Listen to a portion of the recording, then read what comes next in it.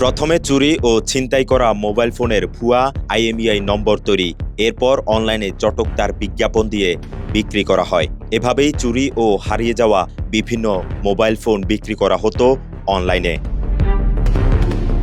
চট্টগ্রামের বিভিন্ন থানার অধীনে চুরি ও হারিয়ে যাওয়া 52টি অ্যান্ড্রয়েড মোবাইল ফোন উদ্ধার করেছে জেলা গোয়েন্দা পুলিশ।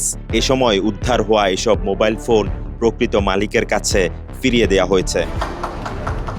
মঙ্গলবার সকালে চট্টগ্রাম জেলা পুলিশ সুপারের কার্যালয়ে প্রেস ব্রিফিং করে এ বিষয়ে বিস্তারিত জানান জেলা পুলিশের অতিরিক্ত পুলিশ সুপার মোহাম্মদ রাসেল। মোবাইলগুলো নিয়ে সেগুলো চট্টগ্রাম জেলার আওতাধীন বিভিন্ন সময় চুরি ও হারিয়ে যাওয়া 51টি মোবাইল ফোন জেলার 17টি থানার জিডির ভিত্তিতে দেশের বিভিন্ন জায়গায় অভিযান চালিয়ে উদ্ধার করা হয়। বিভিন্ন অনলাইনে বিজ্ঞাপন দিয়ে সেই মোবাইলগুলো কিন্তু বিক্রি করেছে এবং মেসেঞ্জারে বিভিন্ন মেসেজ দিয়ে নিজের পরিচয় হাইড করে এরা কিন্তু এই মোবাইলগুলো বিক্রয় করেছে। এর মধ্যে কয়েকটা মোবাইল আছে সীতাকুণ্ড ডাকাতি হয়েছিল, সেই ডাকাতির 2টি মোবাইল কিন্তু এখানে আছে। পাশাপাশি আরও বেশিরভাগই হারিয়ে যাওয়া মোবাইল এবং চুরি হওয়া এটা আমাদের এর মধ্যে আছে।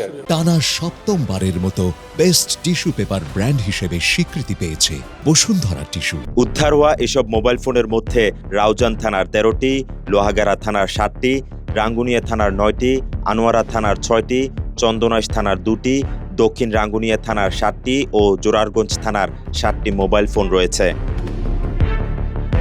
ব্রিফিংয়ে পুলিশ জানায়, যাদের কাছ থেকে এসব মোবাইল ফোন উদ্ধার করা হয়েছে তাদের বেশিরভাগই জানেন না এসব ফোন চুরি ও হারিয়ে যাওয়া।